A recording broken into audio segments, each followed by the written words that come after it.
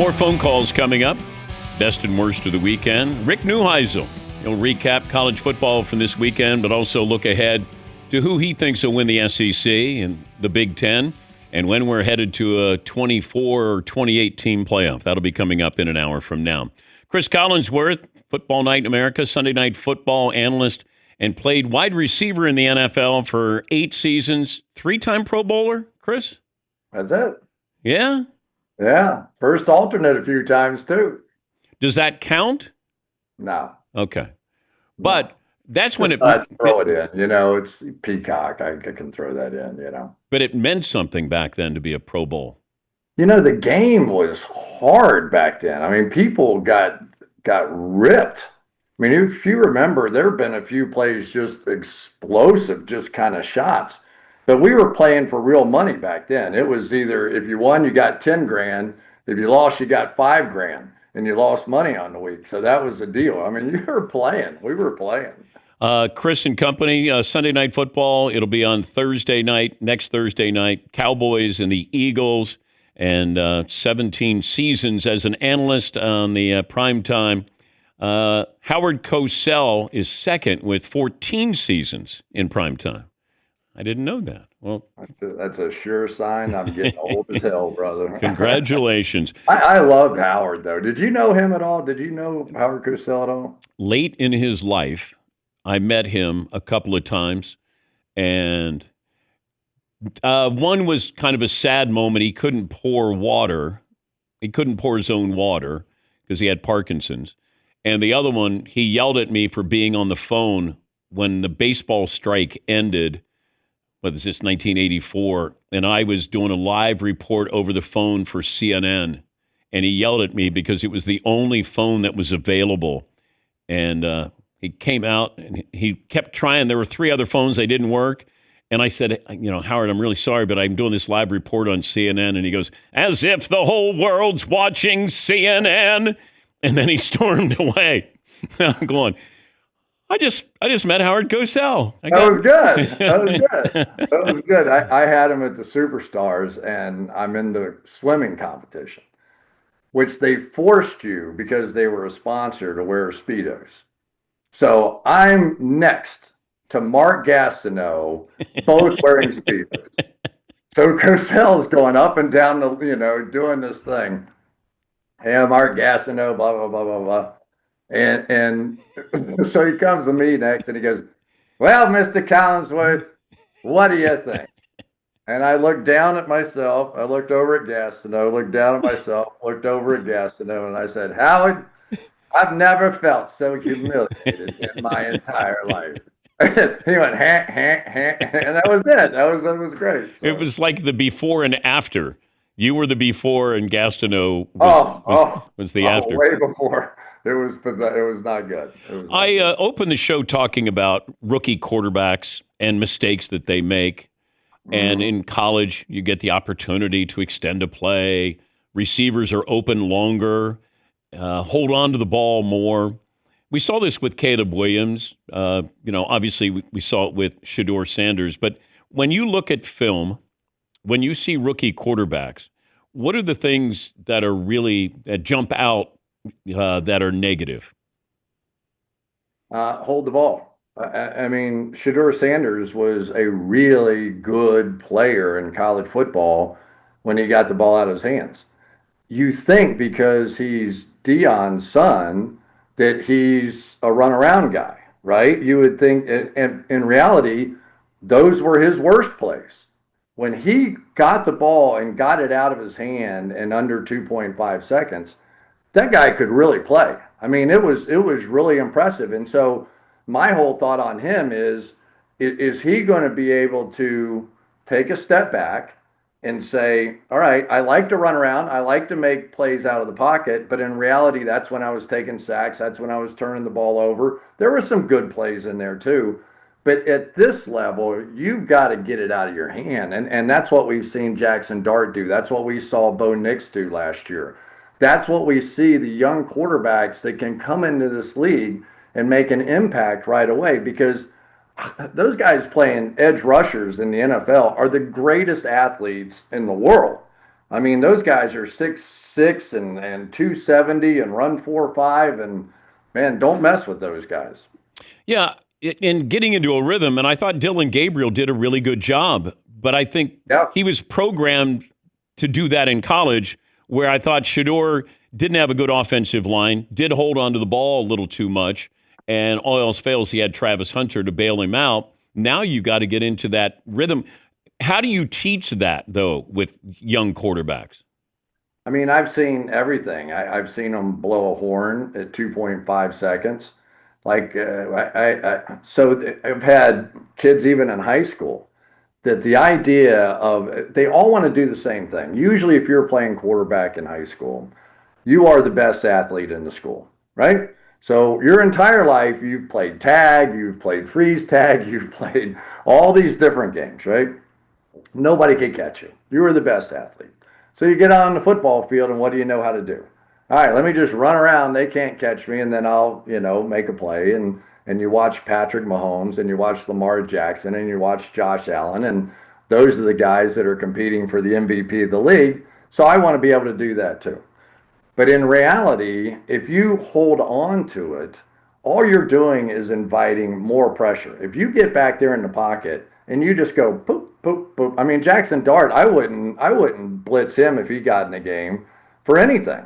Like I want to see him throw the ball down the field a little bit and read out the defense fully. So that those are the kinds of things that I think the adjustments are there in the National Football League, and Caleb Williams is probably the prime example of that. I think every analyst that went in there, and I think as far as the top games, I'm the only one that wasn't a quarterback, so he heard it from everybody. Like, get the ball out of your hands. Like, dude, just get the ball out of your hands. It doesn't matter. Complete 70%. And that's what Ben Johnson's been trying to do with him. Just, hey, 70%. We got to hit 7 out of 10 of these. And that's really hard to do. That means a lot of checking down in the NFL. And that's where he's got to get to. Are you preparing for Micah Parsons to prepare for the Eagles?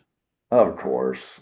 Of course. I mean, are you watching the Netflix thing on the Cowboys? Are you seeing any of that? And of course, the Emmitt Smith thing, he held out for the first 2 games. They lose the first 2 games. Jerry's been down that road before. We've seen all this. They want to be a show. They want to be all these things.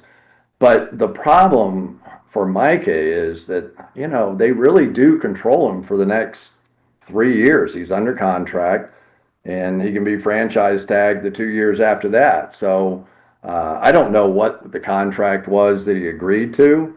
It wasn't a great concept to go in and sit down with Jerry Jones and start talking about a contract. It's not a great concept for the Players Association to allow NFL players in the room to negotiate with NFL owners. Those guys are trained killers, right? I mean, they are billionaires. They know how to negotiate deals.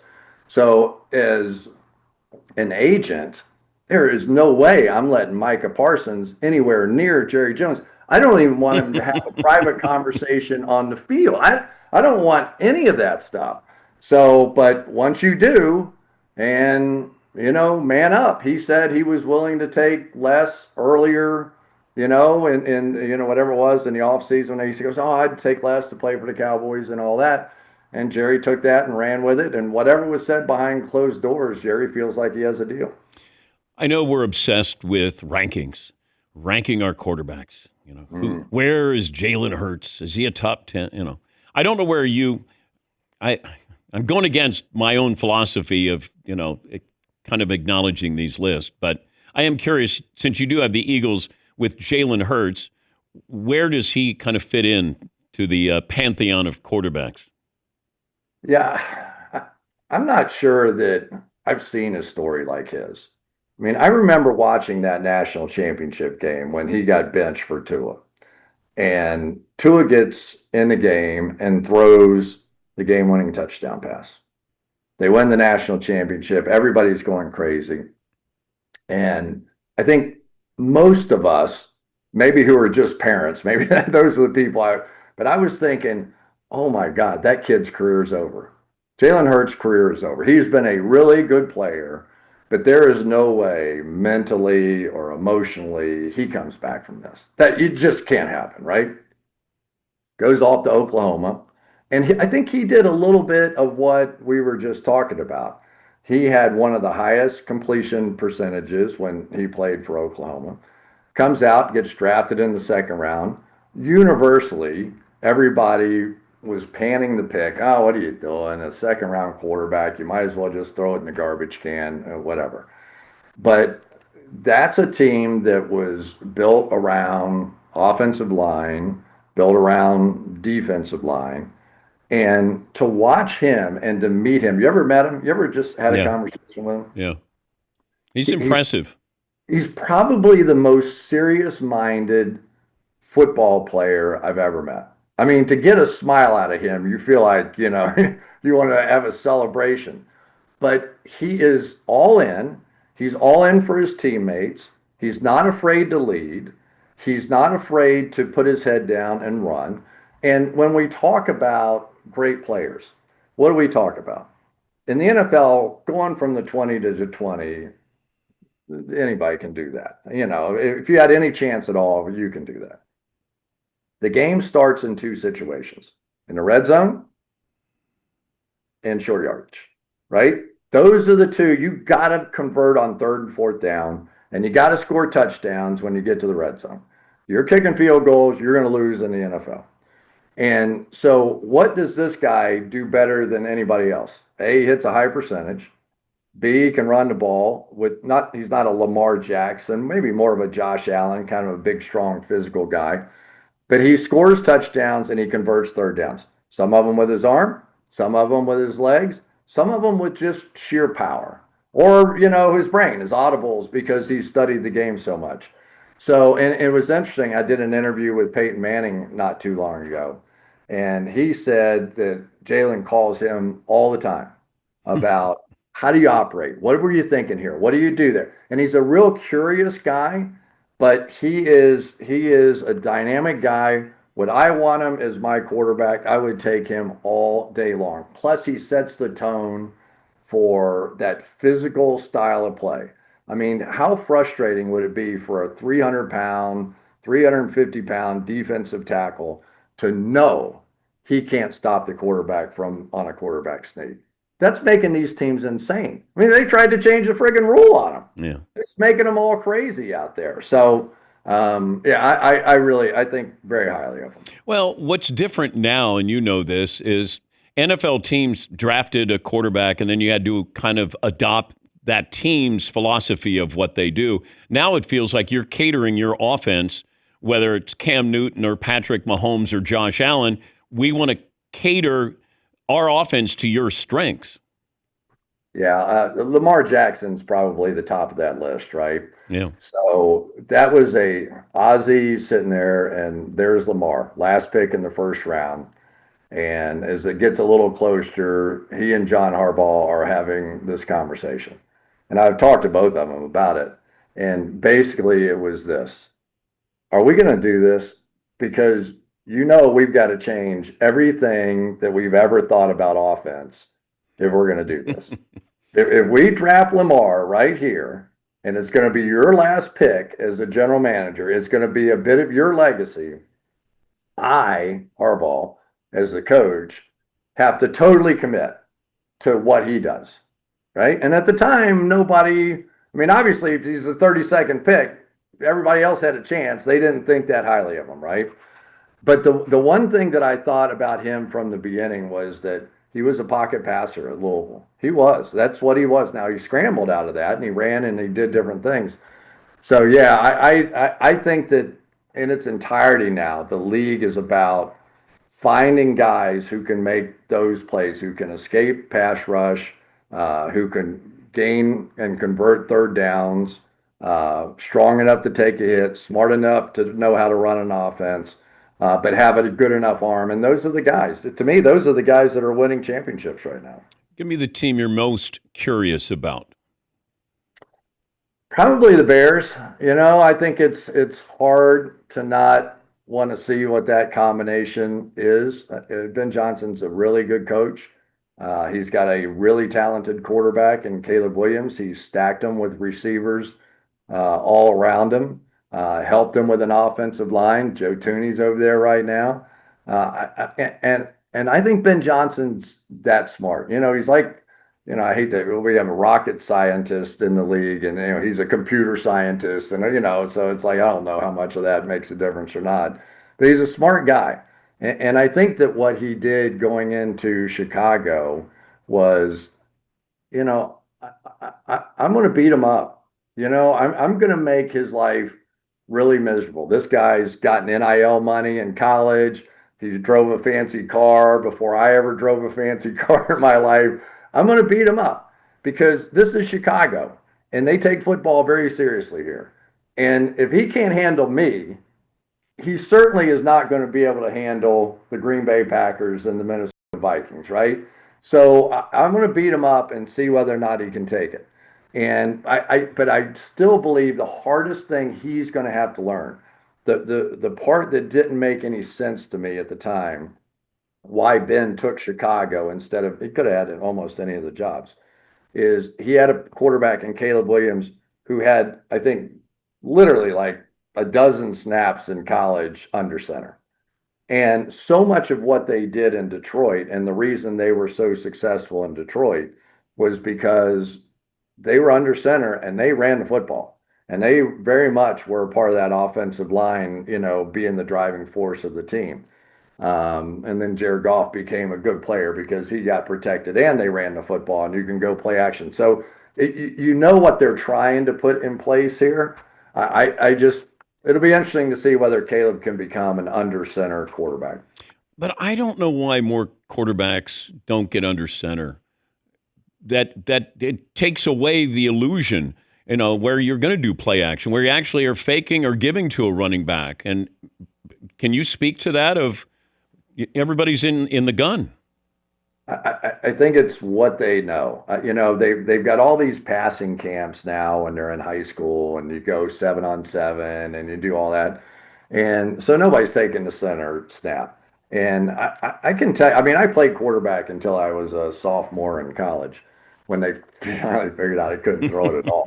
But and I would talk to Kenny Anderson about it. I'm like, what are you watching as you're going back? And he said, I'm watching the two safeties. So if they split, that means one comes up, one goes back. If they're too deep, that means another thing. I know through my progressions immediately what I'm going to do. And I said, well, why don't you like doing the shotgun? He said, because I got to catch the ball. And I'm like, what? He goes, if I catch the ball, I have to take my eyes off of those two safeties. So I think to some extent, you see snaps get bobbled all the time, but they're trying to watch the two safeties. They're trying to see the field. They're trying to catch it without really looking at the football. But they've gotten used to doing that over the years. What they can't do is the reverse of it, which is drop back and get themselves set and be able to make the same kind of reads down the field. It's hard. Good to talk to you. Excited for the upcoming season, and thanks for joining us. Good talking to you, buddy. That's Cris Collinsworth. Pro Football Focus he's a part of. If you're watching on Peacock, he's wearing the colors there.